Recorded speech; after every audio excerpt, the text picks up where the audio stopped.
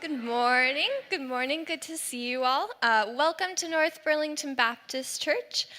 If it's your first time here and you're a new joiner with us, then we're glad that you joined us this morning. And after the service, you're invited to stop by our Welcome Center, which is found just to the left of the doors at the back.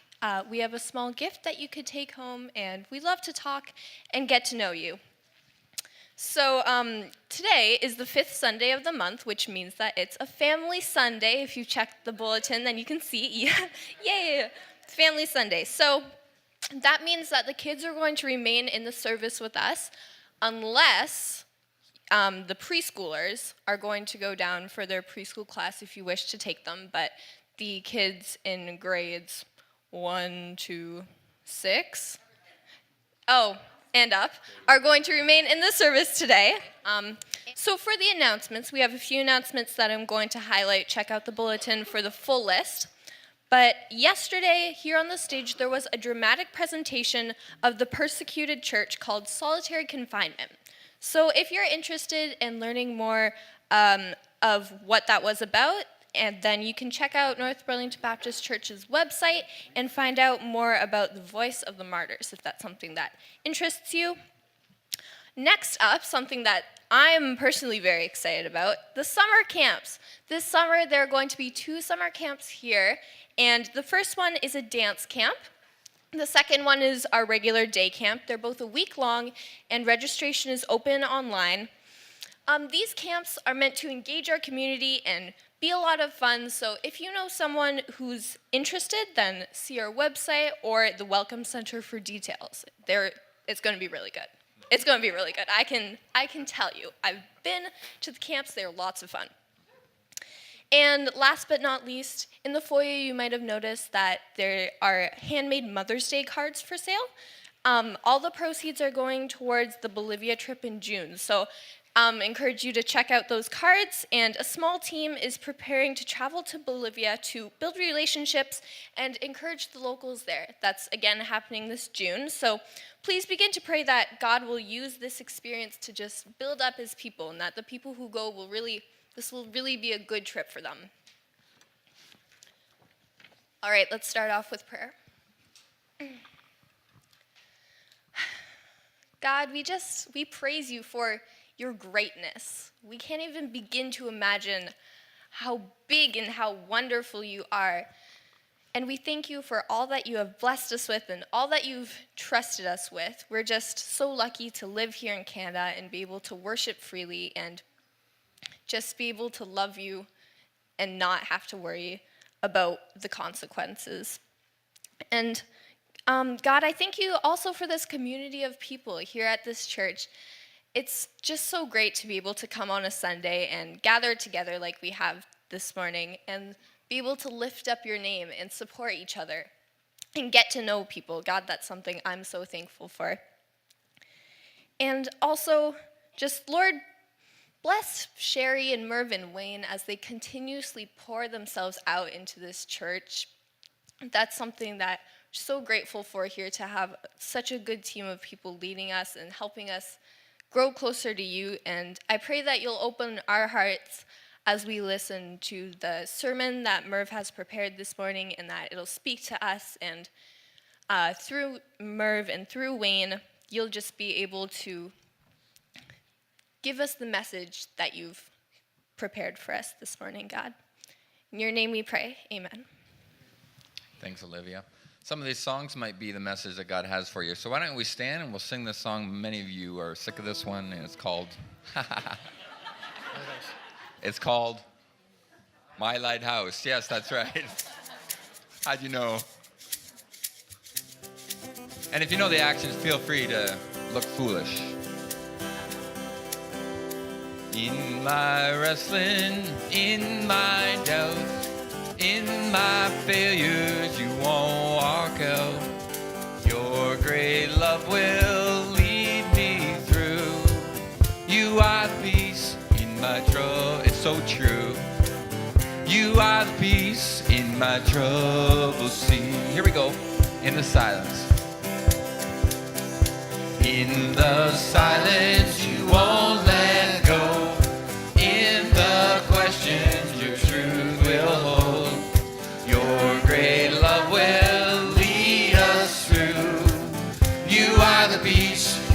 troubled sea. Whoa, whoa, you are the peace in my troubled sea. Here we go. My lighthouse is shining in the darkness. I will follow you. My lighthouse, and I will trust the promise. You will carry me safe to shore. Safe to shore. Safe to shore. Safe to shore. So I won't fear what tomorrow brings. With each morning I'll rise and sing. My God's love will lead us through. He will. You are the peace in my troubled sea. Whoa, you are the peace in my troubled sea. My lighthouse, shining in the darkness. I will follow you. My lighthouse, and I will trust the promise. You will carry me safe to shore. Safe to shore. Safe to shore. Safe to shore. Fire before us, you're the brightest. You will lead us through the storm. Fire before us, you're the brightest. You will lead us. Here we go. Fire before us, you're the brightest. You will lead us through the storm. Fire before us, you're the brightest. You will lead us through the storm. My lighthouse, shining in the darkness. I will follow you. My lighthouse, I will trust the promise. You will carry me safe to shore. Safe to shore. Safe to shore. Safe to shore. Well, good morning. I'm going to invite right now some people that are helping me in the first skit to come up and to say that in Big Church, if you've been here for the last few weeks, we've been going along through the book of John. So we're going to start our time here with, you'd notice them in the crowd probably. They stand out a little bit. We've been going through the book of John, so we're going to start with a little review. Wayne did a message last week, and he did a little teaser with the kids, so they know about it too. But I'd like to introduce to you this morning, we have Jesus. We have some disciples, and we have our little boy for the day. Thank you, Eva. You look great. But we need a crowd. So, and if they're a little bit hungry, that would be even better. So are there any kids here that would like to come up and be a crowd? And there may or may not be something to help with your hunger. Lisa, come on, you have to support me. Come on, Mia, come on. All right, come on up here. You can just come and sit on the ground right over here, all right? Excellent. Look at this rumbling crowd. Now, this crowd has been very patient, and this is getting to the end of a long day, and we're going to see what happens with Jesus and the disciples. Everybody's got their props? Okay, we're good. Philip, look at all these people. They've been listening to me all day, and they're hungry. It's the end of the day. Let's tell them to go to some of the nearby towns and farms to buy food and find a place for them to stay. There's nothing out here for them. No, we should be the ones to give them their supper. Philip, how much do you think it would cost to feed all these people?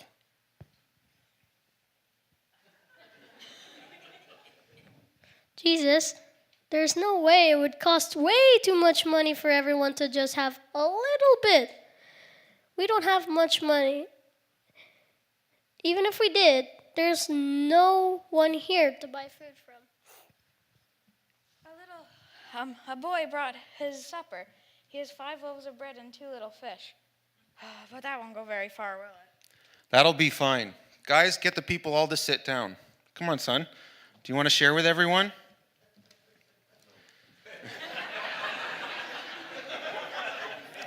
Let's pray. Father, thank you for being able to provide for everyone's needs.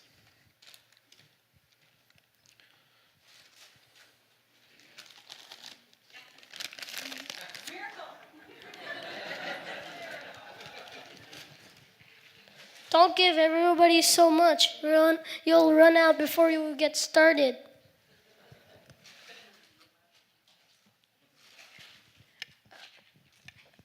Andrew, I don't believe it.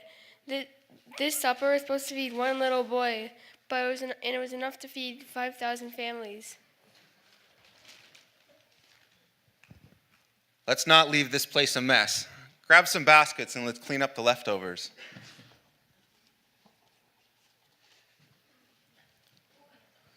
How much was left over? 12 baskets. People will talk about this for a long time.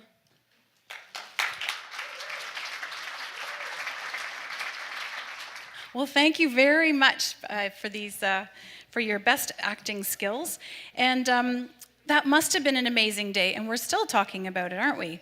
We just talked about it this morning, something that happened so long ago. You can keep munching. Did the disciples all get something? Oh, good, you got something.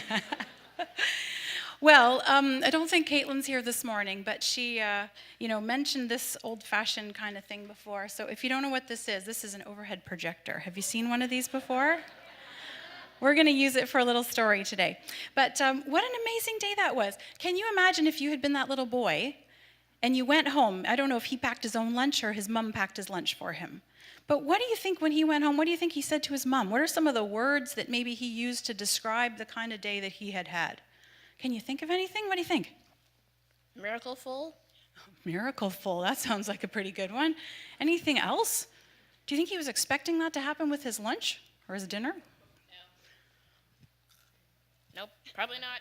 There was probably so much food that, well, he was probably too stuffed to even tell his mom. Couldn't even talk about it. He'd had so much. Anybody else? What do you think happened in his house that night as he was telling the story? Put on your imagination. What if you went home from school one day and you said, I had enough food in my lunch to share with my whole class? How weird would that be? What, John? That would be kind of cool, actually. I bet it was a pretty cool experience for that little boy to share his lunch with everybody. Well, do you know what? It was miraculous and a miracleful day, Samantha. I think you've hit the nail on the head there. I'm going to do something else. It kind of probably blew his mind, don't you think? I mean, the disciples' minds were certainly blown. They were not expecting that to happen. So I have a little thing to show you here that's going to kind of mess with your mind a little bit too, I hope, all right? Not too badly, but just a little bit. So if I put something on our overhead projector here, all right, this is how you focus this. Do you remember these? Okay, good. So can somebody tell me how many corners do you see on this shape here? How many corners? Adriana? 4. Okay, so there's 4 corners. Now, pretend that having a corner is a great, great thing, and one of you wants a corner. If I give you one of those corners, how many corners will be left? We've got 4. If we take away 1 corner, how many will be left? 3 corners. Okay, let me show you.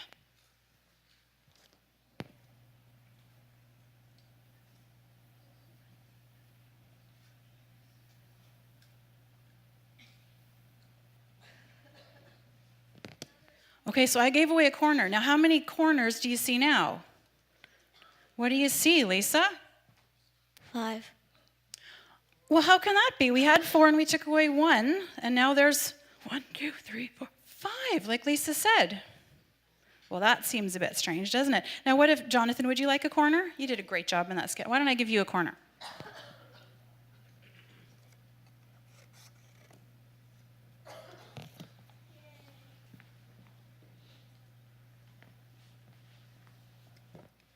So who's already done the math? How many corners do we have now?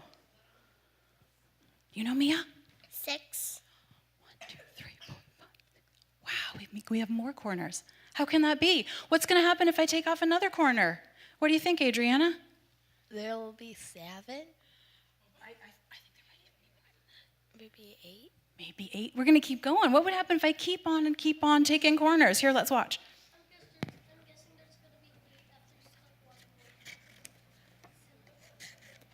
So I took off 2 more corners. If I took off 2 more corners, 1, 2, 3, 4, 5, 6, 7, 8. I've got 8 corners there.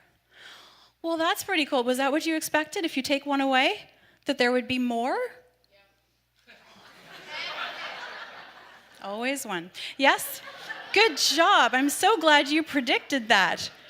Very clever, because what I wanted to point out this morning was this is something like, it blows our mind, but Jesus can take what we give him, and we expect something to happen, and it can get even bigger. And he can take what we give him and use it for other people, like he did with that little boy and the lunch that he'd brought. So now I want you to put on your thinking caps again and think, is there something that you can give Jesus that might be used to help someone else? Like that little boy was willing to share his supper. I don't know if he knew he was going to get it back. Do you realize that? He gave it, he was willing to share it. I bet he thought he was going to get like a crumb. But is there something that you have? And I jotted down some ideas, but I think you guys are pretty clever too, so I think we can come up with some things. What is something that maybe you could share? Jonathan? Happiness. Do you know what? If someone's feeling down, I bet that would be a great thing. Yeah. Anybody else have an idea? Your lunch? You could, that's a pretty straightforward one, that if someone doesn't have food, we do it on an even bigger scale, don't we? When we do like food drives and things at special times of the year to share food with people that don't have any. Yeah, Adriana? Your smile. To brighten someone's day, that's awesome. That's great. Yeah, Samantha? High five? A high five, for sure. Those are all things you can use. Yeah, Mia? You can do help people. You can, and that sort of brings me to some other things you might not think that are usual things. We usually think of food. Maybe some of you, I know some of you are in Kids Club. And what did we bring in for the last part of the year? What were we bringing in? Do you remember? I think fish. I don't know. What did we bring in? Money. We did. You were sharing your allowance money or your chore money, and we were raising money to send for the Syrian refugee children so that they could go to school. And often we think of those things that we can share. We can gather food, we can collect up our money, but I'm glad you guys came up with, we can share our smile, we can share an encouraging word. Do you know, there's someone in this room who shared hair. Can you believe that? There's someone in this room, when I met him, his hair was getting quite long, and he told me that was so he could share it. And there was a girl at Kids Club who did the same thing. So sometimes there's some pretty creative things that we can share to bless someone else, that's good for someone else. So the hair was collected and made into wigs for kids that were sick and had lost their hair because of medication. But there's other things we can think of too. Maybe you can a high five to encourage someone, like you guys said.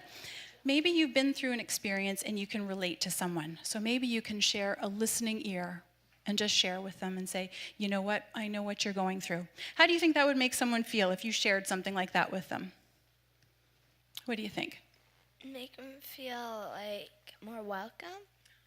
Good. And how do you think it would make you feel? Make me feel a bit happier because you made someone feel good today. Isn't that the amazing thing? When we use what we have to bless others, that it blesses us too. So that's, as we wrap up, I want you to think about that this week.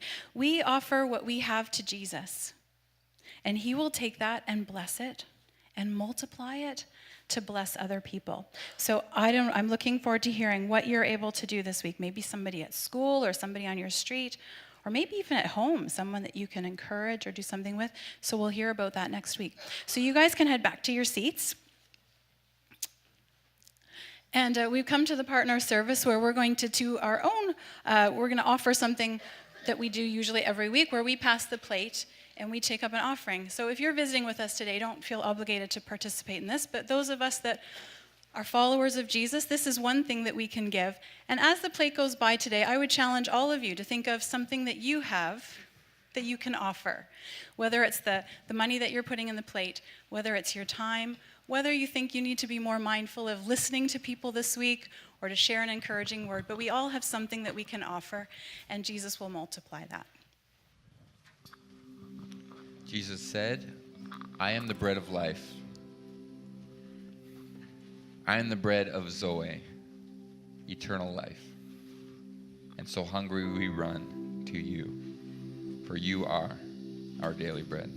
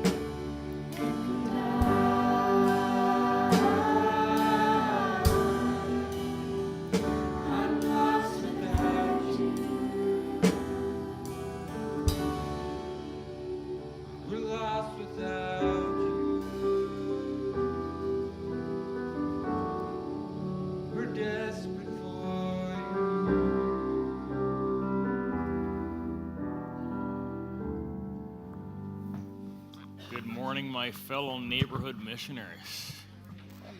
You know, I gotta tell you, when I saw all the house coats, I thought, oh, it was Sleep-In Sunday. I could have saved 20 minutes getting dressed this morning. But no, it was a drama. So we've been working our way through the Gospel of John, and we wanted to try and continue that today. John tells us that he wrote his gospel because he wants people to believe in Jesus. And so he tries to tell what Jesus was like and what Jesus did and who Jesus was. And in chapter 5, he started to compare Jesus in light of all the different Jewish festivals. So in chapter 5, he compares Jesus to the Sabbath festival that happened every week. And then in chapter 6, he looks at the Passover festival. And in chapter 7, he begins to look at Jesus in light of the Jewish festival known as the Feast of Tabernacles. And for the next 3 chapters, chapter 7, chapter 8, and chapter 9, he's going to be talking, he's telling the story of Jesus in the midst of this festival that's taken place. And it happened every fall. And it was a celebration in which the Israelites would build temporary shelters, and they would live in those to remind them of their wandering through the wilderness. When they got released from Egypt and they wandered through the wilderness, they lived in temporary shelters, and the festival would last for 7 days. And then on the 7th day, it would be a sacred and holy assembly. It would be a special day. And therefore, the 7th day became known as the last and the greatest day of the feast. And there were several aspects of the festival that had special relevance. I think in some ways we do this in Canada, don't we? People go camping for a week. You know, it's a big time off. And then on the last night of camping, I don't know if you do this, but you burn all the extra firewood and you eat all the extra s'more stuff, right? If there's Fruit Loops, we'll eat that too. Like you just eat all the food because you can't bring it home with you. You burn all the firewood and other stuff that you want to burn. Have this big bonfire. And can you imagine if everybody in the city of Burlington said, this is going to be camp week, we're all going to camp out. Imagine people in our backyard, and we had this big bonfire, and everybody's sitting around eating s'mores and playing guitars and singing. And that would have been some festival, eh? That'd be some party. But I'll tell you something. By day 7, you can't wait to go home. Especially if you're a little bit older. When you're younger, it's easier. When you get older, the older you are, it's like by day 2, you want to go home. You know, some of you, when you're up there, you don't want to go camping at all. They make up glamping. It's where you're glamorous camping, where you stay in it's really a hotel on wheels. And that tent is only a temporary shelter. And I'm sure this is what it was like for the Jews in Jesus' time. And the tabernacles themselves were poorly constructed. They didn't have tents like we have. They had just big sticks and pieces of wood and cloth and skins and whatever they can get together. And they reminded people of their own frailty and weaknesses, that they needed the protection and the presence of God in their lives. It's very interesting when Peter is writing his letter. It's at the end of his life, and he doesn't have much time. And he says this, I think it right to refresh your memory as long as I live in the tent of this body, because I know I'm going to soon put it aside. This body is like a tent, he said. It's weak, it's fragile, it's temporary. In 1 Corinthians, Paul reminds us, for we know that if this earthly tent we live in is destroyed, we will have a building from God, an eternal house in heaven, not built by human hands. And then earlier in John, in chapter 1, he said this, the Word became flesh and made his dwelling among us. We have seen his glory, the glory of the one and only Son who came from the Father, full of grace and truth. That phrase, made his dwelling among us, is actually the word tabernacles. A tabernacle is a tent. That's why it's called the Feast of Tabernacles. And God became weak and frail, and he put on this tent of a body while he lived among us. But what's really interesting about Jesus is that there is to be another time when the tabernacle of God is going to come among humankind. And do you know what when we read that? It's in Revelation. It's right after the judgment. And he says this, then I saw a new heaven and a new earth. The first heaven and the first earth had disappeared. Now there was no sea, and I saw the holy city coming down out of heaven from God. The holy city is the New Jerusalem. It was prepared like a bride dressed for her husband. I heard a loud voice from the throne. The voice said, "Now God's home is with men. He will live with them, and they will be his people. I did not see a temple in the city. The Lord God, all-powerful, and the Lamb are the city's temple. The city does not need the sun or the moon to shine on it. The glory of God is its light, and the Lamb is the city's lamp." And just like we begin to long for home after living in a tent for so long, the older you get, the more you long to be with God. Once you've known him, you long to be closer to him. And as our bodies begin to get old and wear, we long for that new body that God has promised to provide. And one day, that which we long for most, the physical, continual presence of Jesus, is going to become a reality.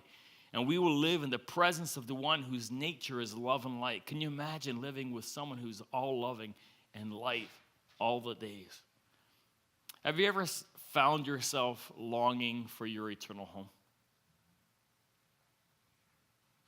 That's what this feast was about. It encouraged people once a year that they should remember that these bodies are frail, this life is short. And quite possibly, that's the mind frame that Jesus was in as he was entering into this chapter 7, 8, and 9. Have a look at this video for a second.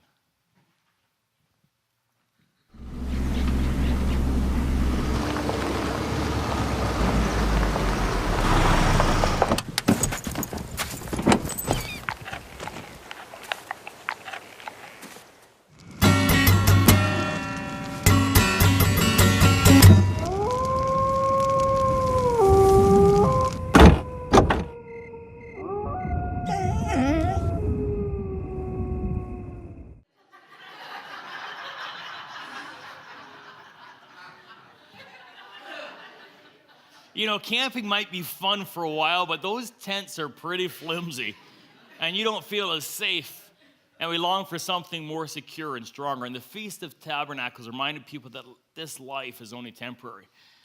Another interesting aspect of the Feast of Tabernacles is that it was during the time that on the seventh day when Solomon is said to have dedicated the temple to God in the Old Testament. And it was at this time Solomon was praying, and this is what it records in 2 Chronicles that happened on that seventh day. When Solomon finished praying, fire came down from the sky. It burned up the burnt offerings and sacrifices. The Lord's glory filled the temple. The priests could not enter the temple of the Lord because the Lord's glory filled it. All the people of Israel saw the fire come down from heaven. They also saw the Lord's glory on the temple. Then they bowed down on the pavement with their faces to the ground. They worshiped and thanked the Lord. They said, "The Lord is good. His love continues forever." And so the Jews believed that on the seventh day, on that greatest day of the festival, that the glory of the Lord would return to the temple. And there's a lot of anticipation around the seventh day, expecting God's glory to be present. The irony, of course, is that God's glory did show up, and the Jews missed it. Sometimes we might wonder how people could miss God's glory revealed in Jesus. How could anyone come face to face with God incarnate and not recognize his splendor? I think it's because it was hidden in a frail, weak human body. In the prophet Isaiah, we're told that he grew up before him like a tender shoot and like a root out of dry ground. He had no beauty or majesty to attract us to him. Nothing in his appearance that we should desire him. He had this frail, weak body. And if you were looking at the outward, you would have missed it. And I think, too, we can be guilty of that sometimes. Sometimes we don't see the glory in other people. We look at them from the outside, and we think there's nothing great about them. And we miss the fact that the Spirit of God made that person in his image. And he longs for us to see beyond the image on the outward and to see the potential of God's Spirit on the inward and to draw out from them that longing to know the God who made them better. Do you know what the appropriate response to God's glory is? We're meant to acknowledge it, to name it, and to behold it. And then we're to declare it and worship God because of it. Herman Wouk is a 100-year-old Pulitzer Prize-winning author of The Caine Mutiny. And recently he spoke to the Wall Street Journal about his childhood. Wouk was especially grateful for one simple pleasure: waking up to the sunshine streaming through his bedroom window. He said this: "By luck, my childhood bedroom faced the sun. I grew up on Aldous Street in the Bronx, where my family lived on the top floor of a 5-story walk-in apartment building, way in the back. Each morning from my bed, I'd see a beam of sunlight with motes dancing through it as it passed through the window. I felt good right away. That morning sun is so cheering, no matter what mood you're in. I do have the same excitement each morning when I see the sun." That sense of enjoying being alive is still very real. When you reach 100, you're glad to be alive, very glad. He may not have known it, but he was recognizing God's glory. Glory is a word which is used to describe God's beauty or his power or his honor. And so is it any wonder that when we see a mighty waterfall or a tender spider web, we can't help but captured by the beauty and the wonder and the power of God's creation, because creation declares the glory of God. And for years, the Jews had waited for God's glory to show up at the temple during the Feast of Tabernacles, and they missed it because it had been clothed in the tent of a body. And they could not see past the outward form of Jesus to the glory of God that lay within. Why don't we take a minute and worship God for his glory?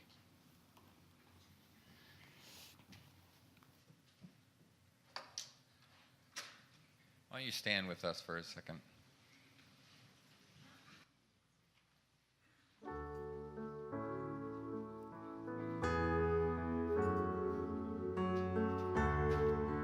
The chorus goes like this. Glory to God, glory to God, glory to God forever. Now you sing with me. Glory to God, glory to God, glory to God forever. Before the world was made,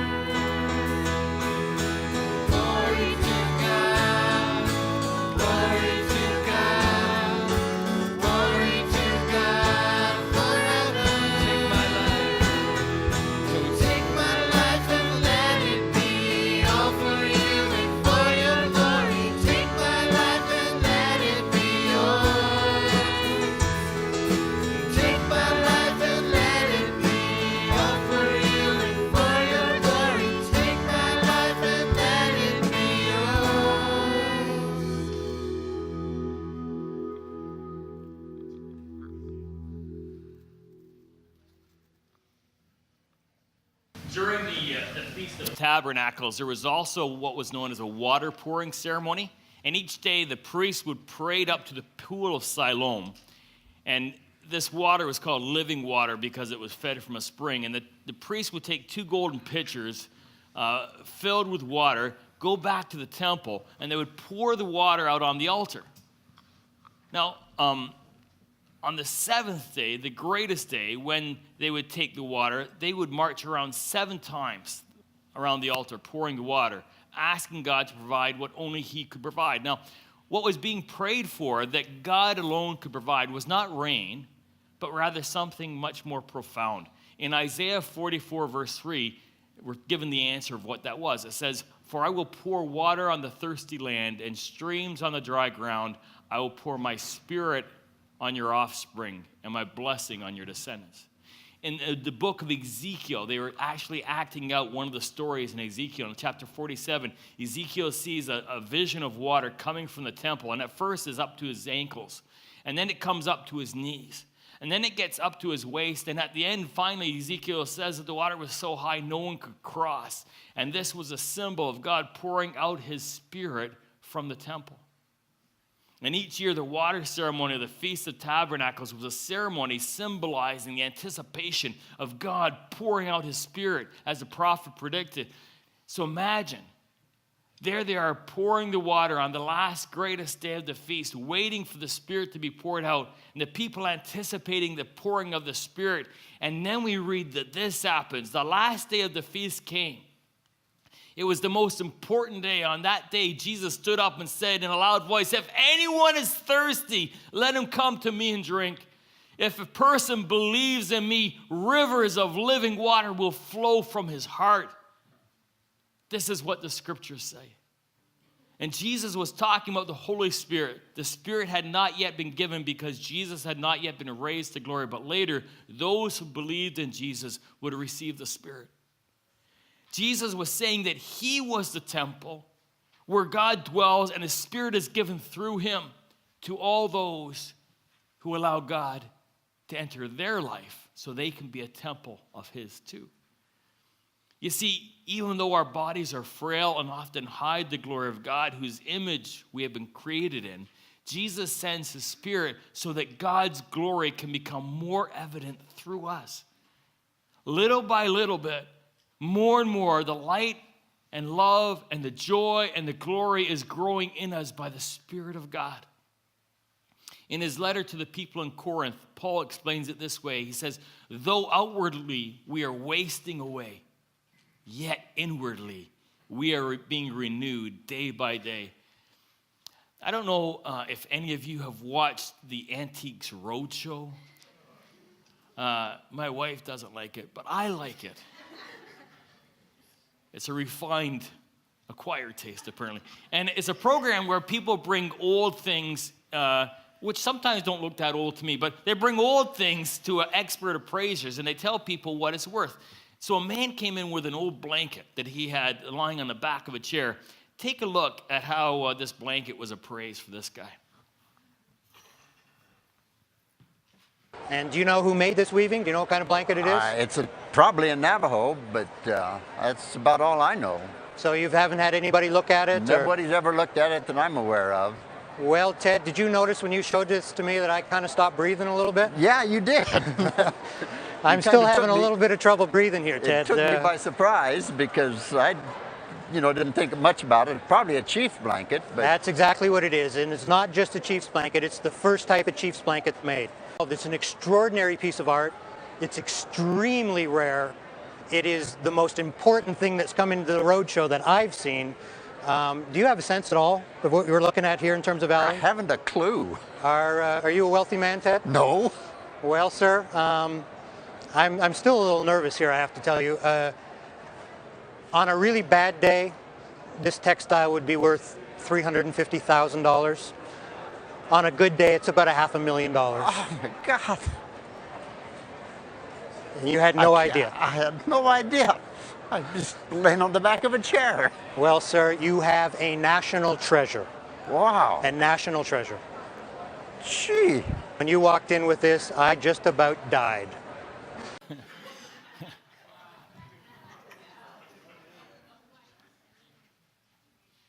As that man walked out of the convention, he had that blanket cradled carefully, and he walked out of the building with security guards.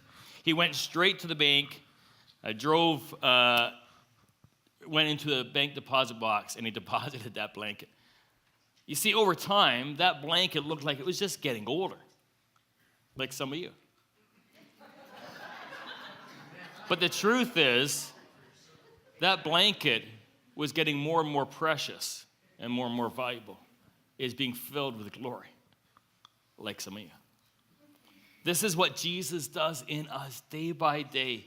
We are growing more precious and more glorious until one day we're going to exchange these old bodies for new ones which can properly contain the glory of God that he has placed in us by his Spirit. These bodies cannot house the glory that he is pouring into us.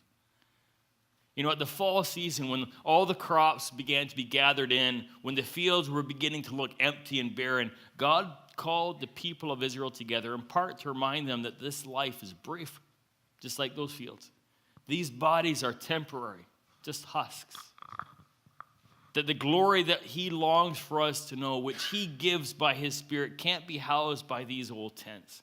And one day, he will set them aside for new ones, glorious bodies, which will reveal the full glory of God's Spirit, which he has given to those who believe. Anybody like eating peanuts in the shell? Yeah? What? Hey, well, see, you start with them in the shell, you take them out of the shell. No, nobody here eats the shell? Yeah, the shell is just the husk, isn't it? The good stuff's inside. You ever work on a peanut and you open it up and you find there's nothing in there? Or you eat the peanut and it's really bitter? See, one day we put aside these husks and all that God has poured in will be present. And for some people, that husk is going to peel it away and there's going to be nothing because they've never asked God to fill them. And for others, God's going to inspect that nut. Oh, I'm talking about you. And he's going to find out that they're nothing but bitter because they've resisted what God's wanting to do in their life. Mark, you want to say something? So God's working for peanuts. Hey, we can't give him anything anyways. Even Merv didn't come up with that one. So here's the other reality. Every person you meet is a vessel for glory. If we can look beyond the outward of a person, we can see the potential within the person. And if we ask God to give us eyes that see, we can help them to acknowledge their potential if we can introduce them to the Spirit of God who wants to fill them. This week, don't look at people the same. Look beyond what you see on the outside. Acknowledge the potential for glory on the inside. And go with the grace and the presence of God for his. Here we go. Let's seriously. I'm trading my sorrow. I'm trading my shame. And I'm laying them down for the joy of the Lord. And I'm trading my and I'm trading my pain, yeah. And I'm laying them down for the joy of the Lord. Yes, Lord, sing. And yes, Lord, yes, Lord, yes, yes, Lord. And yes, Lord, yes, Lord, yes, yes, Lord. Yes, Lord, yes. We have some dancers. Second verse goes like this. I am pressed but not crushed, persecuted, not abandoned, struck down but not destroyed. I am blessed beyond the curse, for his promise will endure. That his joy is gonna be my strength. Though the sorrow may last for the night, his joy comes in the morning. And I'm trading my sorrow. Oh,